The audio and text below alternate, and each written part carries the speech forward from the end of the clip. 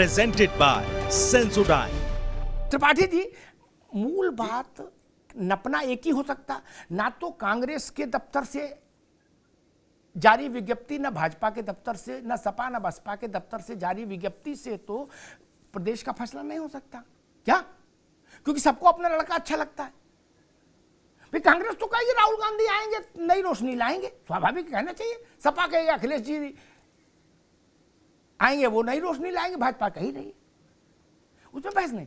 लेकिन थर्मामीटर तो जनता है। अगर अपराध हो रहा है, जनता लुट रही है, पिट रही है, बर्बाद हो रही है, जैसा आपने बताया, फराज भाई ने बताया कि त्राहिमाम मचा हुआ है सारे तरफ, तो मैं तो देख रहा हूं 2014 से और 10 साल हो गए, इसमें चुंगी से लेके और प्रधानी तक के जितने चुनाव हुए, लोकसभा से लेके विधानसभा तक के, भाजपा ने सब में थंपिंग मेजॉरिटी हासिल की है। कैसे? इंदिरा गांधी को इसलिए वोट लोग देते होंगे कि इंदिरा गांधी लोगों को पसंद आती होंगी, इसीलिए ना। जवाहरलाल को इसीलिए वोट दिया होगा, इसीलिए दिया होगा ना। जी बोले अमिताभ जी। जी अमिताभ जी, बिल्कुल सही आप कह रहे हैं कि जब पसंद आ रहे होंगे तभी वोट दिया होगा। और अभी भी आपको यह ध्यान रखना चाहिए कि 10 साल से केंद्र में भाजपा की सरकार है, तो उससे पहले 10 साल केंद्र में कांग्रेस की ही सरकार है।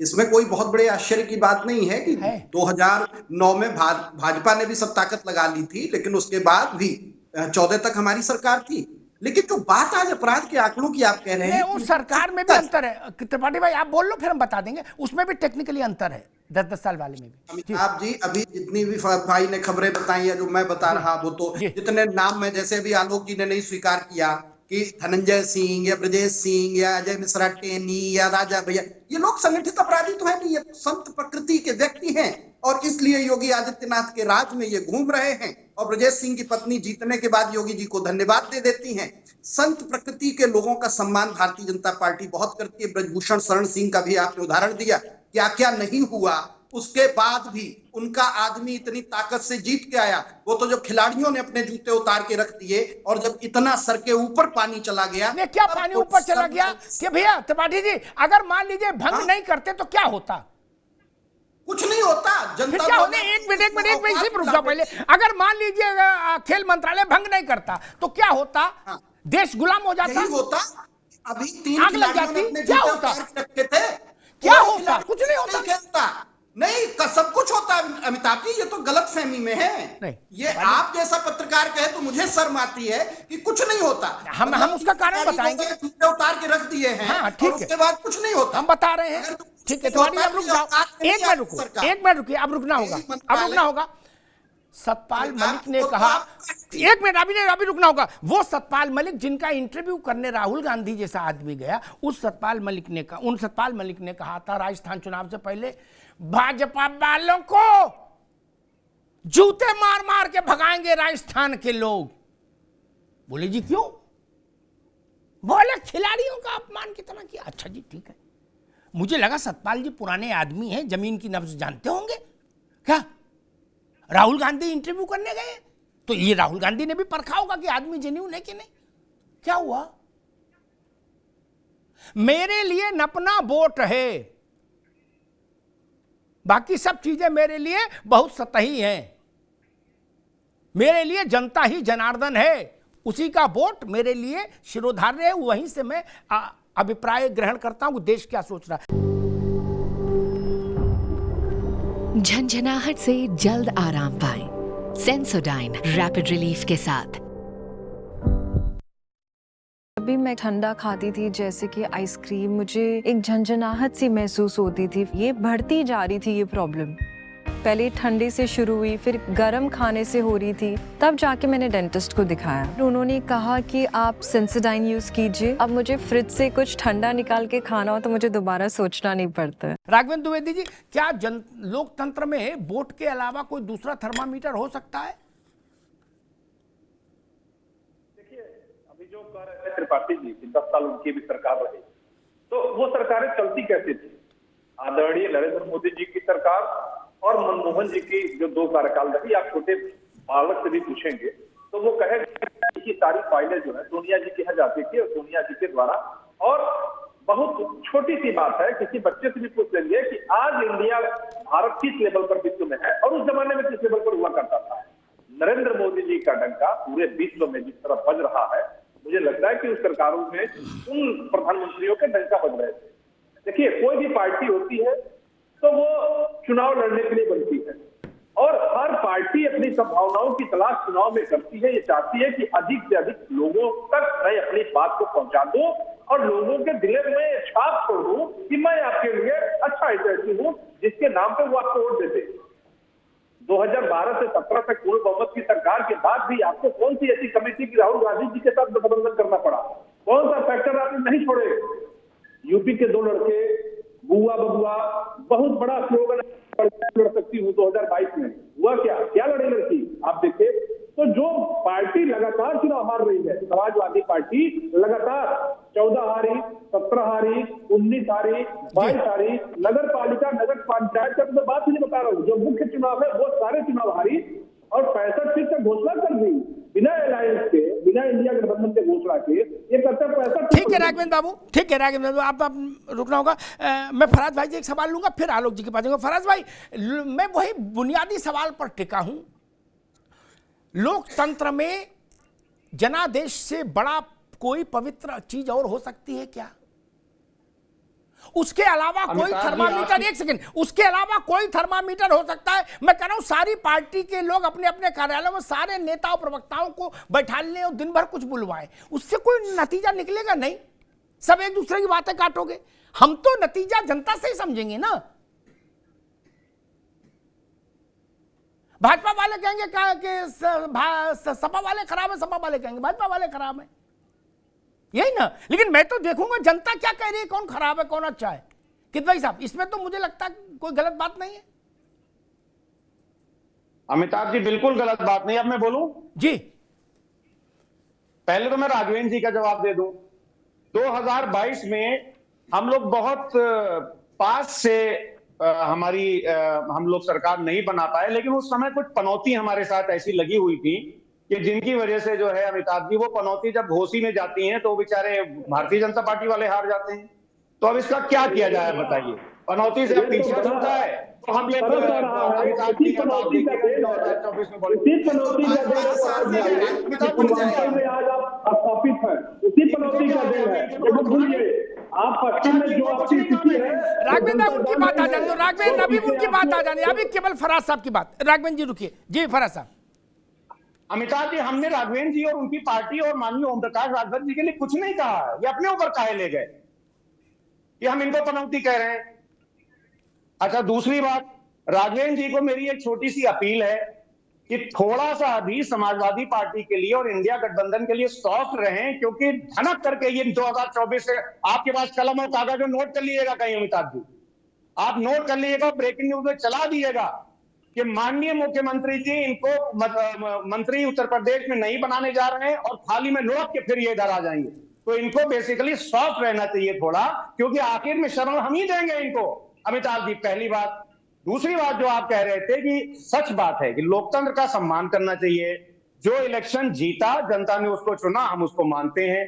कर्नाटका में ये बुरी तरह से हारे। फराज भाई ना एक मिनट फराज भाई, एक मिनट। ये थ्योरी में इसको बाय नहीं करता, इस थ्योरी को कि हम उसको मानते हैं। इसमें आता है कि ठीक है मन मार के मान लेते। नहीं, मैं आप दूसरे किस्म का लोकतंत्रवादी हूं। मैं मानता हूं जनता ने जो निर्णय दिया वो जनता का जनादेश है। सारी पार्टियों को सुना, समझा, परखा, फिर उसने एक के पक्ष में फैसला दिया। मेरे लिए वो फैसला वैसा ही है जैसा सुप्रीम कोर्ट से आने वाला फैसला होता है। मान लेते हैं, नहीं ये भाव मेरा नहीं। मैं प्रसन्न हो जाता हूं जनादेश पर, कर्नाटक का हो, चाहे हिमाचल का हो, चाहे उत्तर प्रदेश का हो, चाहे पश्चिम बंगाल का हो, चाहे पंजाब का हो। फराज भाई, आपने एक प्रदेश गिनाया, मैंने सब गिना दिए भगवान का नाम लेके। नहीं, बहुत धन्यवाद अमिताभ जी, बहुत धन्यवाद। तो अभी आप देखिए अमिताभ जी के कुछ दिन पहले जो चुनाव हुए घोसी में, वहां भी जनादेश किसको गया, और एक लिटमस टेस्ट था 2024 के चुनाव से पहले उत्तर प्रदेश का। घोसी में आपकी राघवेंद्र जी की पार्टी तो बहुत मुस्तैदी से वहां लगी हुई थी, लग रहा था कि मिनी लखनऊ बन गया है, लगता था कि उत्तर प्रदेश की राजधानी लखनऊ नहीं घोषी हो गई हो, 20-20 कैबिनेट मिनिस्टर, और जिन लोगों ने वहां पर वो नहीं बोलते हैं कि मतलब बयाना ले लिया था, अरे साहब आप बैठिए हम चुनाव जिताएंगे, समझ में आ गया अपने घर में कि क्या हुआ, तो आखिर में हम ही शरण देंगे।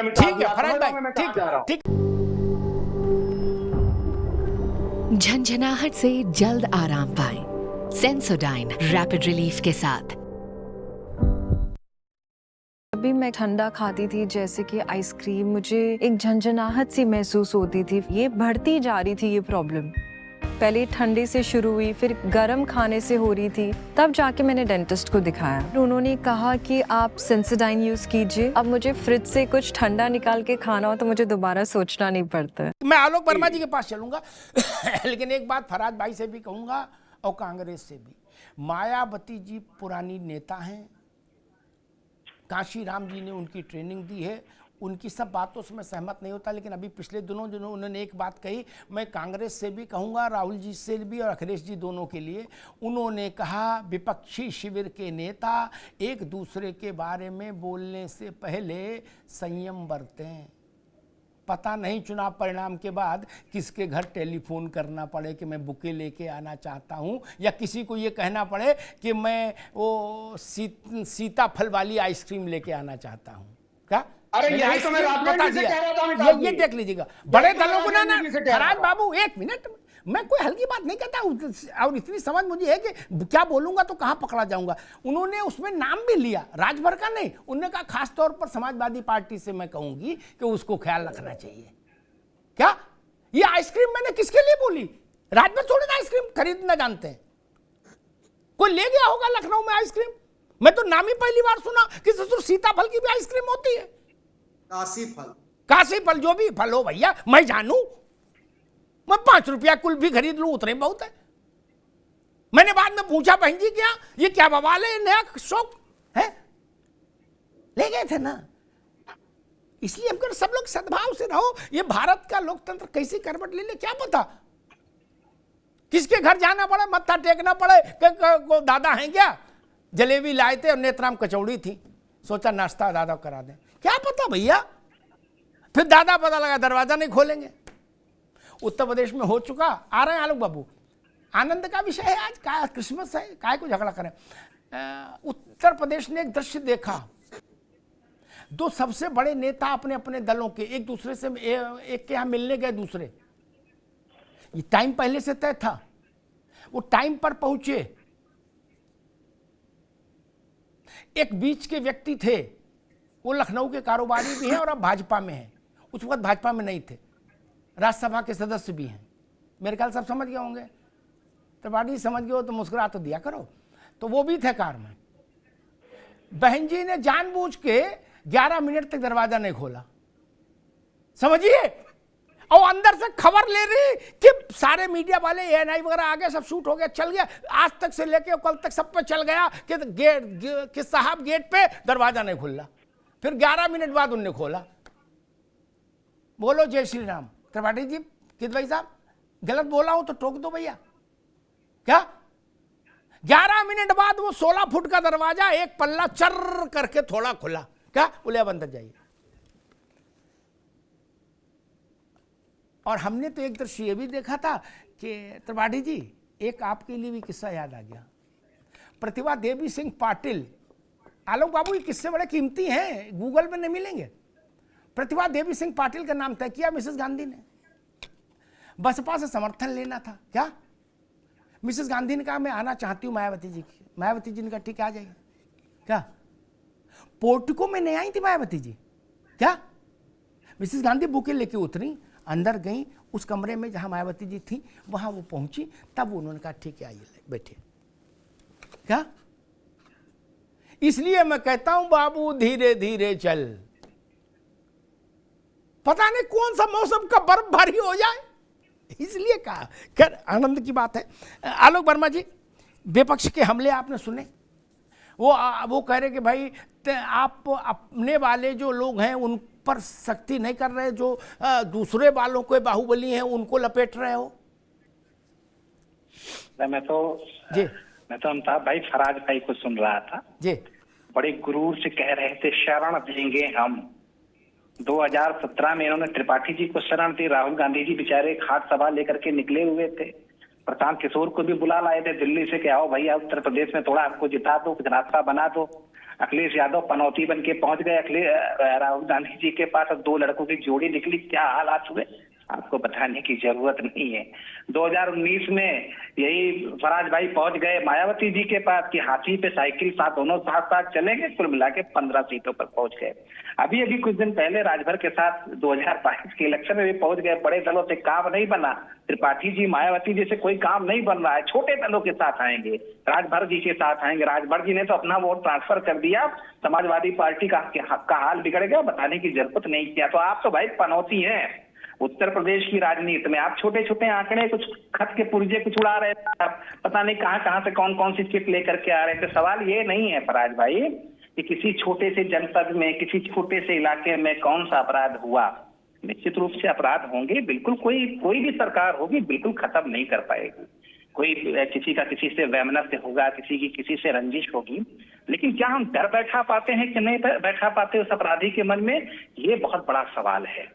ये शरण उत्तर प्रदेश की सरकार किसी अपराधी को नहीं देती। जिसने अपराध किया होगा उत्तर प्रदेश का, उसको उस तरीके की अपराध की वैसी सजा मिलेगी। ये इतिहास गवाह है। 6-7 सालों का जो हमारा उत्तर प्रदेश का 19 मार्च 2017 के बाद का जो उत्तर प्रदेश का इतिहास है, जिसने गुनाह किया उसको सजा मिलेगी, पहली बात। दूसरी बात, जरा किदवई साहब पीछे जाके देखिए ना, मुजफ्फरनगर कांड के पीछे कौन था महीना उत्तर प्रदेश में। अब सुन लीजिए पहले, अभी वो सब देख लेंगे, वो सभी आपको सड़क पे उतर के दिखाना पड़ेगा आपको, है ना। पहले सुन लीजिए थोड़ा सा, मुजफ्फरनगर कांड में क्या हुआ, क्या तमाशा हुआ। आजम खान ने किसको फोन किया, क्या फोन किया। एक बड़े चैनल पे चला था बाकायदा फुसफुसाते हुए दरोगा जी के साथ, लेकिन कभी इन्होंने आजम खान के ऊपर कोई सवालिया निशान खड़े नहीं किए। मथुरा कांड में क्या हुआ था, समाजवादी पार्टी के कौन से दो चाचा थे जिसकी जमीनें वहां निकल रही थी, जिसके जवाहर बाग कांड क्यों हुआ था, सबको पता है। और इनके एक बड़े नेता थे जो मंच पे चढ़ के कहते थे रेप जैसे मामले में कि लड़के हैं, गलतियां हो जाती हैं। इस तरीके का इतिहास उत्तर प्रदेश में रहा है। मंत्री रहे हैं अभी अखिलेश यादव जी, बड़े पढ़े लिखे मंत्री थे। उनका जहां घर है, उनकी जहां हवेली है, उनका जहां बंगला है, उसी के चंद फरलांग दूर एक दूसरा बंगला था। एक खान मंत्री उसमें रहते थे। क्या करते थे, आज जेल में है। कौन सा आरोप है उनके ऊपर, किस आरोप में जेल में है। एक ऐसी सरकार जिसका मंत्री तक जेल में हो। आप सोचिए कि उत्तर प्रदेश का हाल क्या था, उत्तर प्रदेश की तस्वीर क्या थी। और हमारे भाई साहब ये बैठे हुए तस्वीर दिखा रहे हैं, अखबार के पुर्जे उड़ा रहे हैं। अरे साहब 1 लाख पुर्जे उड़ा देंगे हम आपकी सरकार के, 1 लाख पुर्जे उठा देंगे। इसमें जितने पुर्जे हैं इनमें से एक को भी अगर सजा न मिली हो तो आप हमारे ऊपर सवाल उठाइए। और निश्चित रूप से हम मान के चलते हैं कि लोकतंत्र में जो विपक्ष है उसका बड़ा दायित्व है। अगर आपको लगता है कि कहीं हमने वो काम नहीं किया जो वादा करके हम आगे बढ़े हैं, जो वादा हम कर रहे हैं, तो आप आइए हमारे ऊपर सवाल खड़ा कीजिए। हम तो चाह रहे हैं, हम तो चाह रहे हैं कि जो हम वादा करते हैं आलोक बाबू, हम उसे पूरा कर पाए कि नहीं कर पाए हैं। और हम लगातार अपना वादा पूरा करते हैं, इस बात का हमें गर्व है। ठीक बात। झंझनाहट से जल्द आराम पाएं। सेंसोडाइन रैपिड रिलीफ के साथ। अभी मैं ठंडा खाती थी जैसे कि आइसक्रीम, मुझे एक झंझनाहट सी महसूस होती थी। ये बढ़ती जा रही थी ये प्रॉब्लम। पहले ठंडे से शुरू हुई, फिर गर्म खाने से हो रही थी, तब जाके मैंने डेंटिस्ट को दिखाया। उन्होंने कहा कि आप सेंसोडाइन यूज कीजिए। अब मुझे फ्रिज से कुछ ठंडा निकाल के खाना हो तो मुझे दोबारा सोचना नहीं पड़ता है।